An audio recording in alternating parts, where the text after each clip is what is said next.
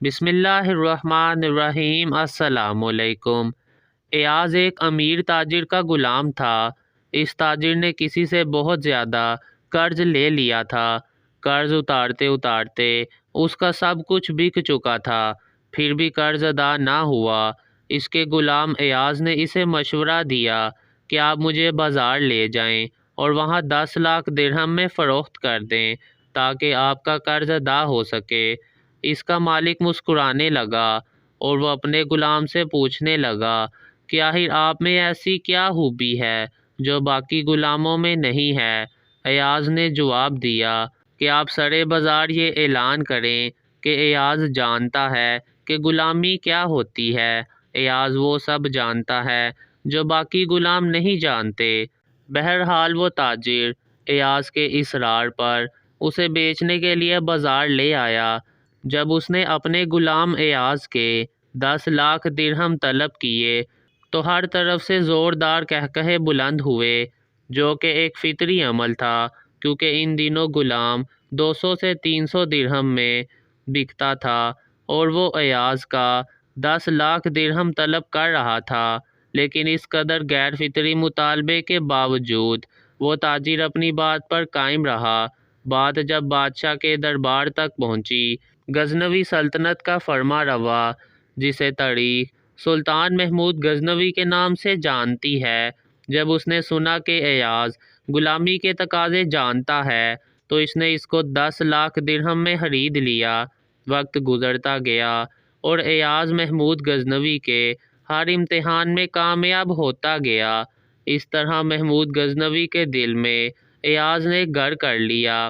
محمود غزنوی ایاز کی ذہانت اور دیانتداری اور وفا سے بہت زیادہ خوش ہوا کہ اس نے اسے لاہور کا پہلا مسلمان گورنر لگا دیا، یہاں تک کہ اسے وزیر اعظم کے عہدے پر تعینات کر دیا۔ دستور زمانہ ہے کہ ہر صاحب نعمت سے حسد کیا جاتا ہے۔ ایاز کی کامیابیوں سے کچھ اس کے ساتھی وزیر حسد کرنا شروع ہو گئے۔ انہوں نے ایاز کے خلاف بادشاہ کے کان بھرنا شروع کر دیے۔ انہوں نے بادشاہ سے کہا کہ بادشاہ سلامت، ہمیں پتہ چلا ہے کہ ایاز اپنے پاس کوئی خزانہ جمع کر رہا ہے اور جب اس کے پاس مطلوبہ مقدار جمع ہو جائے گی تو وہ آپ کے خلاف بغاوت کا اعلان کر دے گا۔ ثبوت کے طور پر انہوں نے بادشاہ سے یہ بھی کہا کہ ایاز اس خزانے کو روزانہ ایک تہہ خانے میں دیکھنے کے لیے جاتا ہے۔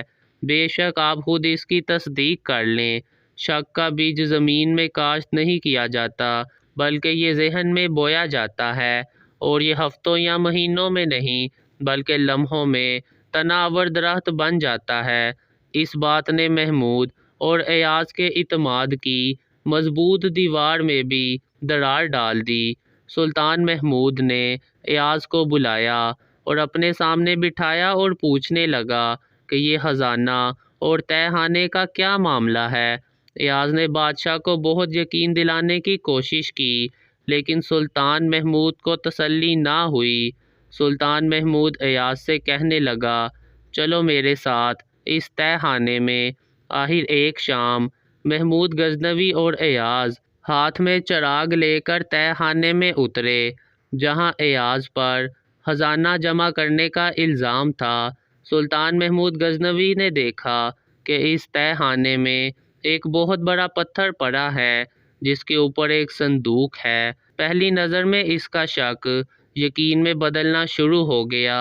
ایاز نے صندوق کو تالا لگا رکھا تھا۔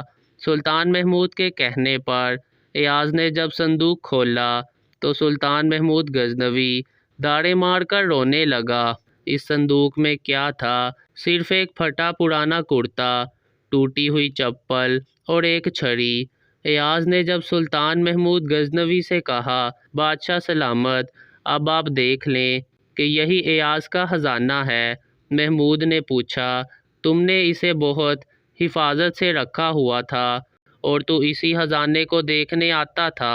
ایاز نے جواب دیا، بادشاہ سلامت، آج میں ایک اعلیٰ عہدے پر فائز ہوں لیکن مجھے آج بھی نہیں بھولا کہ میں ایک چرواہا تھا۔ اس چھری سے بکریاں ہانکا کرتا تھا۔ یہی چپل اور پھٹا پرانا کرتا پہنتا تھا۔ اب اس لیے اپنے خزانے کو روزانہ دیکھنے آتا ہوں کہ کہیں میں اپنی اوقات نہ بھول جاؤں، کہیں انسانوں کو کیڑے مکوڑے سمجھ کر اپنے پیروں تلے روندنا نہ شروع کر دوں، کہیں کوئی غریب میرے غرور کی بینت نہ چڑھ جائے، کہیں تکبر کے نشے میں کسی بے کس کی جھونپڑی نہ جلا دوں، کہیں اپنے جاہ و جلال کا چراغ روشن رکھنے کے لیے مظلوموں کی زندگی کا دیا نہ بجھا دوں۔ بس میں روزانہ اپنے ضمیر کی زنجیر ہلاتا ہوں تاکہ مجھے اپنی اوقات یاد رہے۔ شاعر مشرق ڈاکٹر محمد علامہ اقبال نے اس بارے میں ایک شعر بھی لکھا ہے: ایک ہی صف میں کھڑے ہو گئے محمود و ایاز، نہ کوئی بندہ رہا نہ کوئی بندہ نواز۔